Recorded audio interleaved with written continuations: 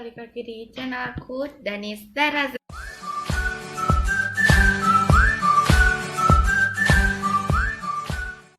Semua, jadi kali ini aku menceritain sosok seseorang yang psikopat. Dia tuh seperti psikopat, tapi dia juga pengen nyari eksistensi, pengen tenar, namanya viral, pengen dapet duit juga. Nah, bagi kalian yang belum tahu, namanya adalah Luka Magnotta. Check it out. Seorang Luka Magnotta ini pertama kali dikenal dengan sebuah video One Boy Two Kittens. Tapi sebelum dia melakukan video One Boy Two Kittens, dia melakukan tindak kriminal, yaitu apalagi kalau bukan penipuan. Pada 2005, dia menyamar sebagai wanita yang mengajukan kredit dan membeli barang senilai 140 juta. Sebelum dia melakukan tindak kriminal, dia ini bekerja sebagai aktor pornografi yang memulai karirnya sejak 2003. Tindak kriminal penipuan itu lantas dia menerima hukuman bersyarat selama 9 bulan dengan masa percobaan 12 bulan. Kemudian pada 2010 dia mengunggah sebuah video secara online. Dilansir Peta Orang, video itu berjudul One Boy Two Kittens. Di dalam video itu, dia menunjukkan adegan penyiksaan yang ia lakukan pada 2 ekor anak kucing. 2 anak kucing itu dimasukkan ke dalam karung dan udara di dalam karung dihisap menggunakan vacuum cleaner. Setahun kemudian, dia kembali menyiksa terhadap anak kucing. Kali ini dia memberikan anak kucing itu kepada ular piton untuk dimangsa. Apa nggak gila ini orang ya? Kok nggak ada pikiran nurani gitu? Beberapa hari setelah itu, dia mengunggah video anak kucing lagi. Kali ini anak kucing itu diikat, sakit banget tuh, pada sebuah gagang sapu dan ditenggelamkan di bathtub kamar mandinya. Berkat videonya, banyak kelompok penyayang hewan yang geram dengan tingkah laku dan aksinya. Luka bahkan berkali-kali membuat akun palsu yang dia gunakan untuk menyebarkan eksistensinya. Contohnya di akun palsunya misalnya John Fred. Aku tuh ganteng, kaya, bisa pacarin putri raja. Memuntah. Berdasarkan laporan polisi, setidaknya ada 70 akun Facebook. 70. Berapa HP ya kira-kira? Dan 20 website yang telah dibuat oleh Luka. Website tentang apa aja? Akun dan web yang memiliki nama berbeda-beda itu ia gunakan untuk memberitakan dirinya sendiri agar dia tuh eksis gitu. Jijik bener. Karena aksinya itu membuat para kelompok yang bisa kita bilang di negara kita itu adalah netizen. Netizennya itu luar biasa banget. Salah satu lelaki dari netizen itu membuat video itu di-download. Setelah di-download itu, seorang lelaki dari kelompok netizen itu mendownload videonya dan dibuat menjadi kepingan foto yang beribu-ribu banyak, dan di situ terdapat barang-barang yang dia catat. Itu adalah vacuum cleaner yang berasal dari Amerika Selatan. Rokok Sampurna Amerika Selatan apa utara ya? Amerika Utara semuanya, dari utara. Dan keset panda yang berasal dari Amerika Utara. Seorang Luka Magnotta ini otaknya sangat-sangat pintar, sangat-sangat cerdas untuk mengelabui orang-orang di dekatnya. Demi eksistensi, dia berputar-putar keliling Amerika, ke Rusia, ke Inggris. Nah, banyak-banyaknya duitnya itu buat ngelabuhin gitu doang.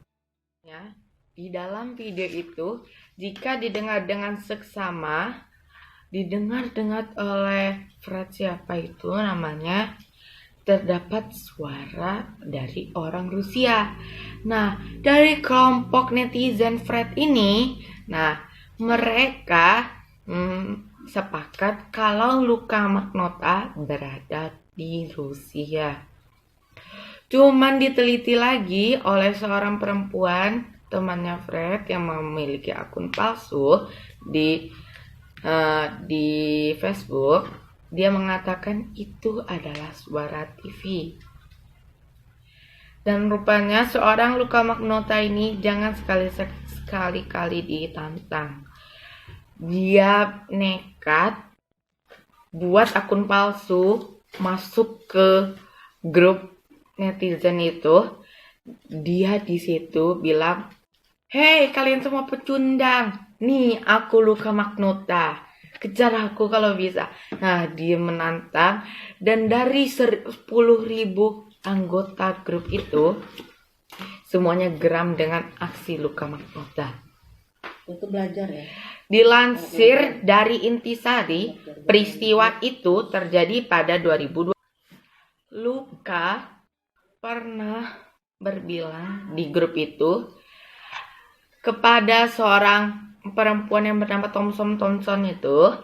Dia berkata, "Aku sudah mengetahui nama asli dari akun ini adalah Diana Thompson. Kalau nggak salah, namanya Diana Thompson."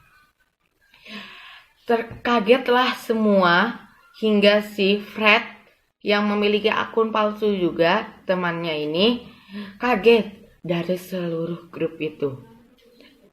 Diana Thompson akhirnya malu, dan si Luka Magnotta sudah mengetahui tempat tinggalnya dan tempat kerjanya. Dia pernah berbilang di grup itu, "Aku tidak akan lagi menyiksa kucing, melainkan akan menuju ke tubuh manusia." Itu merindinglah si Diana Thompson ini. Nah, kalau manusia, gelisahlah dia, tidur nggak nyenyak, semuanya nggak nyenyak, dan dia juga dihantui dengan rasa malu. Soalnya bos karyawannya berbilang, "Kenapa kamu ikut-ikut kelompok seperti ini? Kamu sudah mendapatkan pekerjaan yang layak. Kenapa kamu harus mengikuti hal-hal seperti ini?" Gelisah, merinding, bercampur dengan malu, amburaduk di kekhawatiran di hati Diana Thompson. Pada tahun 2012, dilansir dari Intisari yang tadi aku bilang, telah disebutkan di atas, Luka membunuh temannya sendiri demi eksistensi. Kali dia anggap tuh di otaknya tuh, semua orang di sini adalah eksistensiku. Aku bisa membunuh siapa saja sama hukum. Nah, jika semua orang kali lu bunuh, nah gimana? Lu mau eksis? Nah, nggak ada orang lagi, lu nggak bisa makan. Saat itu pada 25 Mei tahun 2012, sebuah video muncul dengan judul One Lunatic, One I Speak beredar di internet. Beredar di seluruh dunia aksi Luka Magnotta ini. Dari penjuru Amerika sampai penjuru selatan sana beredar video Luka Magnotta. Video berdurasi 11 menit itu memperlihatkan seorang pria yang diikat di tempat tidur. Maaf, aku nggak bisa ngomongnya karena melanggar aturan YouTube. Lanjut ke video. Luka menikam korban, badannya ditikam berulang kali menggunakan alat pemecah es serut itu, dan pisau dapur. Apa nggak gila tuh itu orang? Nggak ada sifat keprimanusiaannya gitu. Selanjutnya korban yang telah bersimbah darah itu dipotong-potong dengan sadis. Dipotong dengan pisau dapur yang keras itu. Dia mengambil sedikit potongan dari badan temannya itu. Selain itu, dia juga turut menyodomi jasad korban dengan brutal. Kemudian dia mengambil pisau, daging, dan garpu untuk mengiris daging korban dan memakannya. Daging yang tadi dia potong, dia ambil sedikit dimakan, menjadi kanibal dia. Ia bahkan memberikan sebagian daging itu untuk anjing. Emang anjing suka daging manusia? Adapun lagu band New Order yang berjudul True Faith turut mengiringi perbuatan sadis Luka Magnotta. Kepolisian Kanada pun terkejut melihat video itu dan segera mencari Luka Magnotta.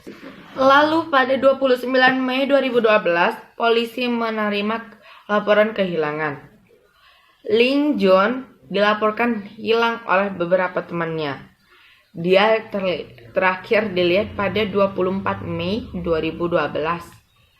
5 hari ke depannya, 5 hari yang lalu sebelum kejadian itu.